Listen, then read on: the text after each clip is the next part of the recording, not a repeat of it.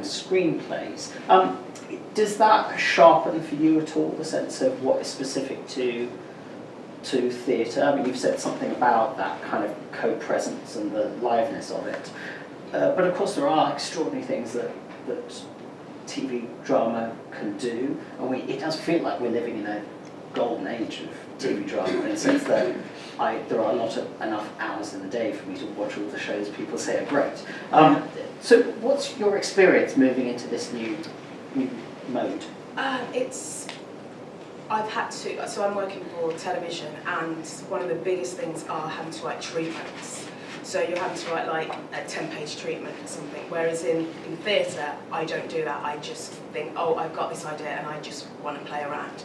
So it's a lot more structured in that, and then it's like now you have to write some outlines of it, and then you have to do the beat breakdowns. So it's very, and that kind of restricts me in a way of like, oh, now I have to kind of dedicate myself to that and I have to honour that, whereas in theatre I could, and you know, other playwrights work differently, but I think I like the freedom of being able to say, I don't have to put Act 1, 2, 3 on the wall, I can just begin and see where that takes me, and then go back later. So that was like one of the biggest things, the biggest shocks, and also just how like you get notes in television. You've got like the executive producer, you've got 2 other people who you've never even met, you've got the channel who have got notes, and there's so many, and my head was spinning at one point of like, I don't know who I'm meant to kind of listen to. And in theatre you don't get that. You get like one voice of somebody kind of, you know, saying, you know, if you're working with dramaturg, it's like trying to, you know, eke out and making sure that you're still the author of your work. Whereas in TV, if it's not your idea, you can lose that a little bit.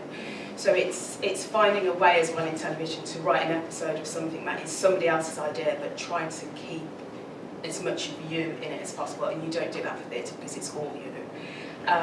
So it's really interesting, and obviously theatre gets that audience, a much smaller audience, whereas TV can reach millions.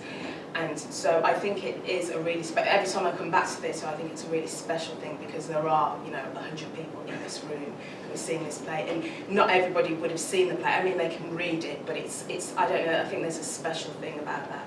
And then it can be revived with a different cast and what that brings, you know, and going to see this TV thing shot, it's like how many takes are of that, and that's kind of like your rehearsal, whereas there is no, it's live. If they make mistakes, it's making mistakes. So you know, it's brilliant to work between the two, but I think there is that thing of, you know, this is that a thing where it's just that live, magical thing that you don't get with television.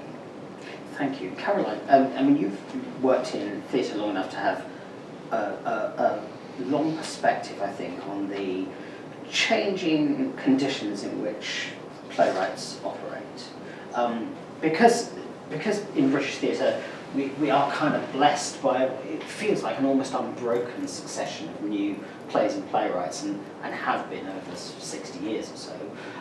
It's easy to forget that actually the kind of funding conditions, the way theatres operate, the ways support networks work, they change. And it feels to me that maybe 20 years ago, you might think this is wrong, we started to create a development culture, actually, in theatre for playwrights, whereas I suspect, this isn't completely true, but 30 or 40 years ago, it was almost entirely, you know, we'd like you to write us a play, you write a play, they put it on. It's not that simple, but now that you're much more likely to have a workshop on your play and a reading of your play, and actually occasionally get notes and that sort of thing. What would you describe as being the changes you've seen in your career so far? Well, I've worked in theatre and new writing for 20 years. Actually, David Edgar was talking about this at the masterclass last week, and he talks, I'm not sure if he talks about it in the book actually, but he talks about, he set up the first MA in 1989 for playwriting. And after that, there were, as you mentioned, there were development groups, there were organisations called Script, Stagecoach, Northwest Playwrights. They've all gone now, and I started working in the sort of late 90s at a time when there was a lot of development in new writing, and was fortunate to work at Birmingham Rep, where new space was created for new writing, and we started with 7 people a night coming to full houses within a few years. It was a fascinating experiment, and then how that translates to writing for larger stages and new work. But that has changed. That has changed in terms of funding culture. Then a lot of those organisations is coming, have lost. There were suddenly literary managers. The word dramaturg entered British theatre in terms of, and actually, I remember I was literary manager at the time, and there was a big debate whether my job title should be changed to dramaturg, and we can't call you that because nobody understands that German term in British theatre, just from the artistic director, and so it became quite an internal debate.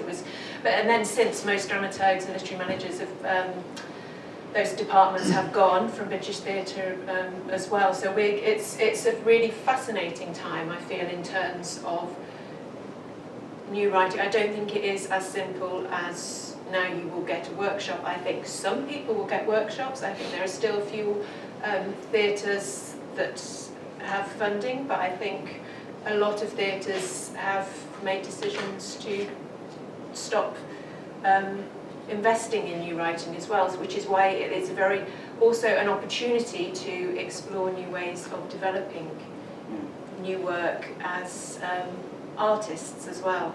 And I feel that there's also an interesting time coming up that is developing work outside of building-based work. So I don't think it's as simple as the funding came and now we've got lots of workshops. I think we're in a very interesting time at the moment that will, I hope, a conversation around what is made, how it's made, and who's making it will be wider than over the last 20 years, in my experience. Another thing that seems to me to be characteristic of this century, I suppose, in terms of British theatre and its attitude to playwriting, is that on the one hand, whereas I think probably 25 years ago there was a pretty sharp divide between sort of experimental live art and playwriting. Now it feels like there's much more crossover, so that playwrights are much more likely to write plays that on the page don't give you all the full indications of how this, even to begin thinking how this might be performed. And at the same time, and Tim Etchells talks about this in his interview in the book, that Forced Entertainment, who were absolutely kind of live art, performance art company, started working a bit more with scripts in the last sort of 10 years. And there are companies like Made in China who think, well, they're both devising company and they write plays, action hero and so on. Do you think this is something, thinking absolutely about the future, do you think this is something we're going to see more of, or is this a passing fad? I hope we can talk about work happening in the present in front of an audience. So I don't think it's what is it, passing fad, did you say? I don't. I hope not. I hope we. But I don't. I think still very much in the minority to have this conversation about what constitutes playwriting and what constitutes performance. How people define this. So I think there's a long way to go for this to become a conversation that people are comfortable with. Right. A question, this will be my last question, to maybe you could all respond to this in various ways, but it's a question that you ask everybody in this book, which is actually about the relationship between playwriting and the kind of digital era that we're in, which is, whether that's social media or the instant availability of almost anything you want in terms of YouTube and Netflix and so on. Where does playwriting sit in this new era? Does it change, or does it stand for something that is more fundamental than that, perhaps temporary technological change? I'll start with you, Caroline, if that's all right, and then Tena, and then maybe Charlene. I would say the term playwriting, for me, I've actually developed a digital playwriting tool, so that enables people outside of theatre as well to use playwriting as a tool to develop skills in situations. So for me, the craft of playwriting as opposed to the role of that live experience, if I can make that distinction, if you're talking, I think, is the role of the live experience. So for me, the role of that live experience is a chance for us to take time out of the scattered way we ingest information and stories, and it's a chance for us as a group of people to come together and pause and explore something together at a slower pace. Alexander Belden says, doesn't he, in your book, that it's a chance for people to put their phones away for 2 hours, which is a very good way of thinking about theatre. Tena, what do you think about this? As Gandhi said, there's more to life than increasing its speed, which I think is a great quote. Well, I mean, it's certainly not. I don't think it's a passing thing, the way that technology impacts on our lives. But I agree with all of these quotes. I think there's power in that experience that happens in a room, in words, in human energy and an interaction that we really have to try and rescue from the constant presence of screens. And also, I think at the moment, definitely in Europe, on the continent, but everywhere in the world, there's devised theatre is quite popular. All the sort of big kind of trendy hip plays are, well, a lot of them come from a devised process, and they often somehow capture this transient kind of feeling of our time, which feels very truthful, and I think for me, actually, as a member of the audience, often some of the devised pieces that I see, I feel very excited about. But it's not, I'm not my temperament doesn't really suit that process, and I think what playwrights do is supposed to be a little bit more long-lasting, a little bit more considered. Supposed to capture and archive and record some kind of insight about today for the future, and I'm very, I'm very glad that Sophocles wasn't asked to sit in a room and take down what other people were saying, and make some kind of make some sort of order and structure from other people's experiences. So. Thank you. And Charlene?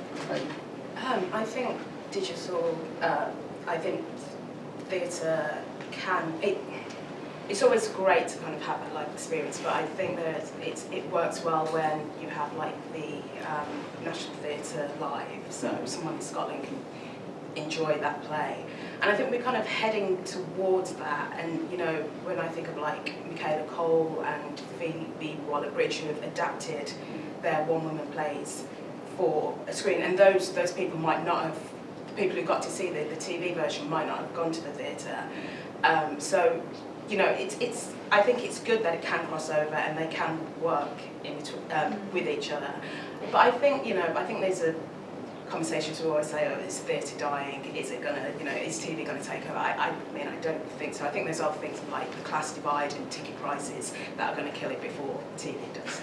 So.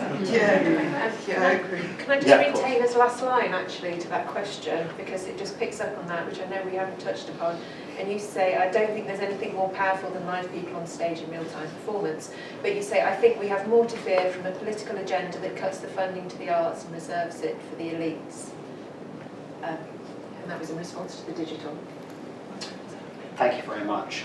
Okay, we have a little time for some questions. Does anybody have a question for the panel?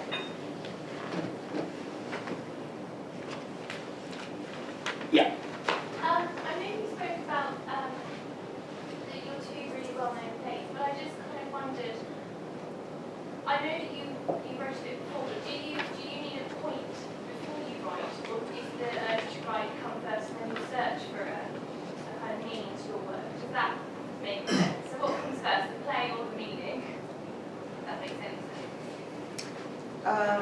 play, definitely. I mean, often if the play is produced and reviewed and written about and has a life, you read about things that it's about that you didn't really know that you were writing about. And I think that really good plays are able to, be more than the playwright intended. Yeah, I think it comes from like that passion of that thing that I definitely have to write. And I think before like cutting it, I wasn't commissioned to write things, so they came from that gut, like what do I want to write? And then as soon as you are commissioned, you kind of do start to think of things in a different way, because it's like, oh well, actually a theatre is expecting something from me, whereas before it was just like, I'm doing this because I've got this hunger and I have to get the work out, and I have my own time to do that. So I think it depends who you're writing for as well, I think. A question here. Yes, I would have a question for TENA STIVICIC. Did I get it right? Yeah, well, Yes. very well. Why did I get it right? My name is Niemczyk. Yeah. So I would be interested. You're writing in 2 different languages, and I would really like to know the first time you were writing in English, in a language that was not your born language. What was that was it a sort of a challenge for you, and in which ways was it a challenge? Actually, it becomes more of a challenge the longer I'm here, and the better I am in English. Because when you come from a very small language and a small culture, and if you want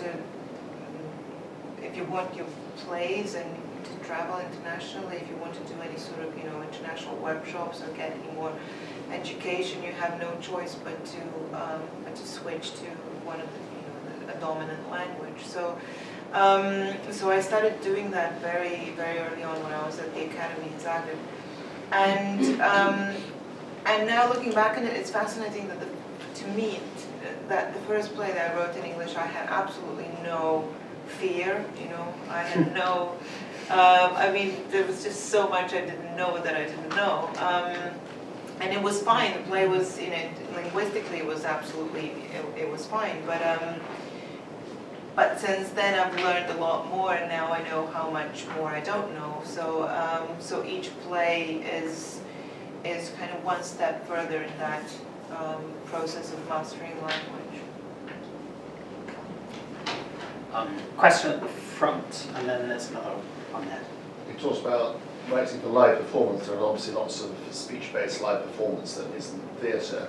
I wondered why each of the panel decides to write plays rather than perhaps be a novelist or a poet, one thing. And secondly, do you like to go and see other plays to try to learn something, or do you prefer not to be diverted from your own writing? In case you can't hear at the back, there were 2 questions there. One is, Speak louder. why plays rather than novels or some other form of writing? And the second one is, do you, I guess, learn from other playwrights going to see their work?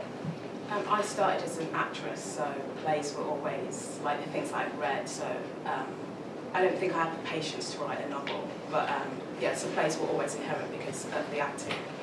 And I definitely go to see, but I try to see plays like at least once a fortnight, once a week. I go and see, and you learn stuff even from the bad things, and I find like even if I'm going to see a bad play, I'm thinking about how I can make my play better, so definitely.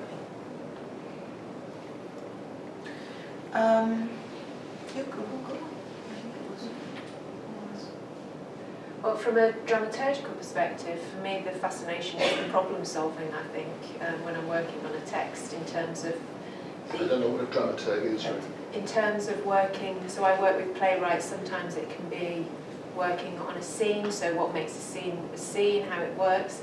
It can be trying to explore from an idea to facilitate other practitioners to come involved. So for me, why I'm fascinated from that as a craft of playwriting, as a craft of writing, I think it's about the multiple perspectives in situations in very close situations. Steve Waters talks about that being, if you find your mind condensed, you're more fascinated by condensed situations, then you're probably more likely to want to work with plays as opposed to novels. So I think I get fascination from trying to solve a problem out of a very small situation. Well, I definitely want to write a novel. And with each new badly directed play of mine, I'm one step closer to writing a novel, because it seems like then you have total control over everything. And being a playwright, you have to really you have to let yourself over to interpretation, which can be wonderful and a lot better than the words on the page, but it can also be a lot worse. And I go to the theatre as much as I can. I love going to see contemporary plays. I'm most interested in seeing contemporary plays, and I love sort of hating plays that are better than what I can write. That's a particular joy. I bet you'll find novelists have the same objective. Yeah. Not font, but paper. Anyway, I think there's one more question. Yeah. There. Yes, I'm picking up on what you were saying about device theatre in Europe. I would love to hear your take about. I feel that in Europe, playwrights play much more with form, whereas sort of English playwrights stick to the story and the narrative.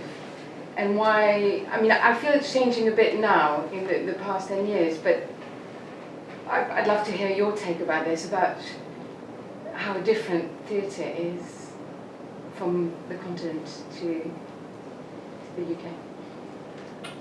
Well, I mean, Taylor's got far more experience than I have, but I think just for me it's about context as well in terms of the role of the playwright and the role of the director. Talking when we were working in Poland, I was talking to the artistic director, and he said that's because the director, before the end of communism, it was the form, the director's form to try and express the story. The words weren't, the playwright's role wasn't allowed. So I think in terms of, I think context is everything. So I think we have to look a little bit again at the history of what the word playwright means and playwriting is in each country as well.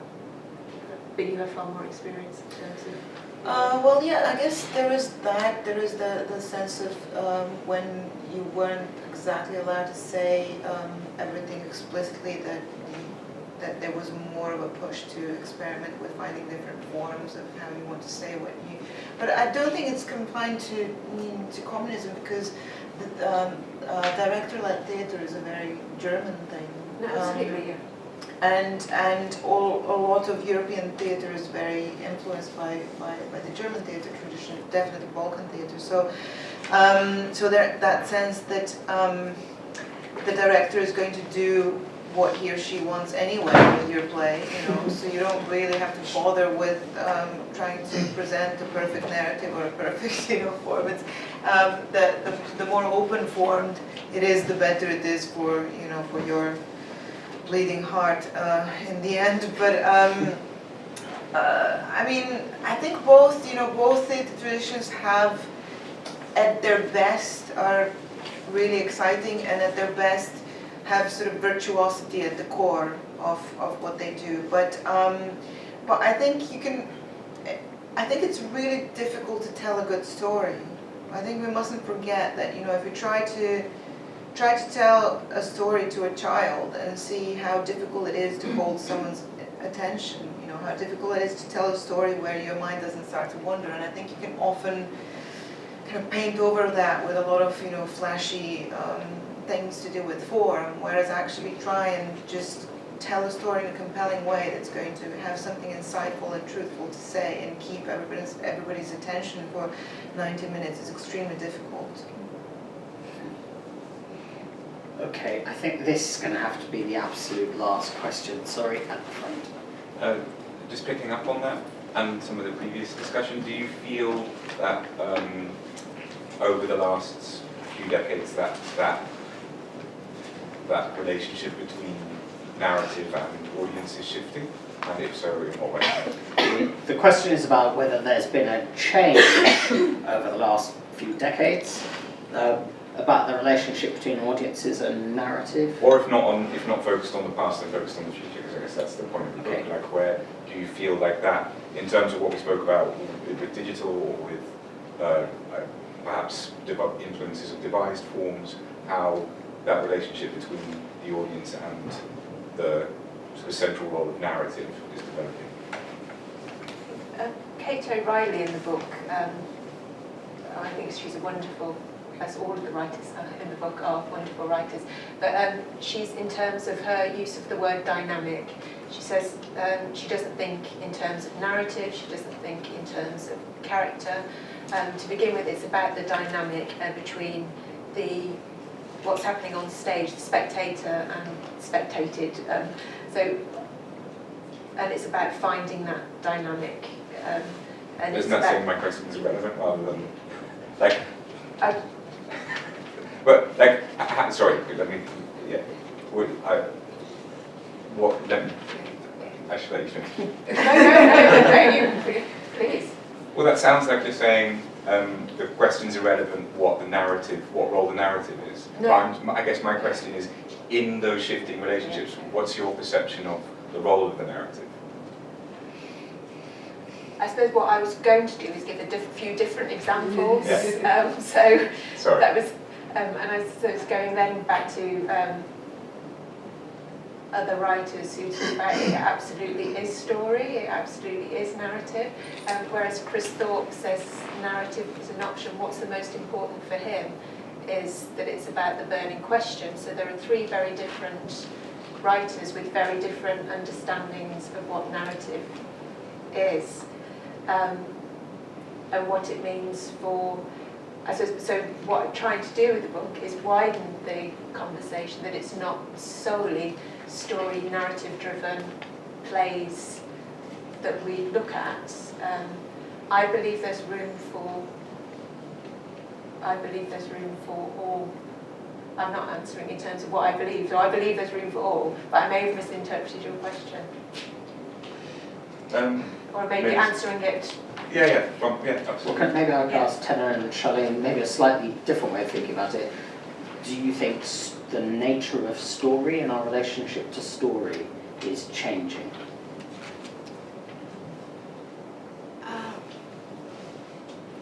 It might be, but I think story is always what people would lean to. So you have, like, television. If you have a bad story, people aren't going to tune in. Just like with theatre, if it's bad, you know, I think people will always have that relationship to wanting to hear a good story. So it's changing in different ways, but that can be a positive thing. I don't think just because there's a change, we need to go, oh God, it's doomed, there's a died. It's not at all. And TENA, what do you think? I guess the audiences are becoming invariably more sophisticated and more. I mean, I don't know. I think the audiences are often a lot more open-minded than the theatres give them credit for. There's often a bit of a fear.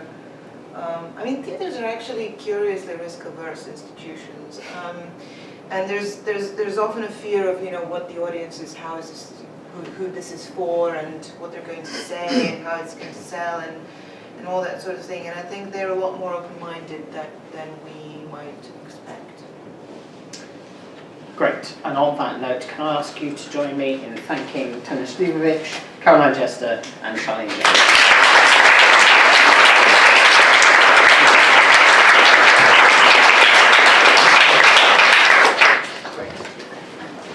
Thank you, Dan. Thank you, TENA. Thank you, CAROLINE. And thank you, CHARLENE. Thank you all for being here this evening. We do have books for sale if you'd like to grab one before you leave this evening. And thank you for being here. And we hope to see you again at the Institute. Session closed. So, yeah, thank you so much.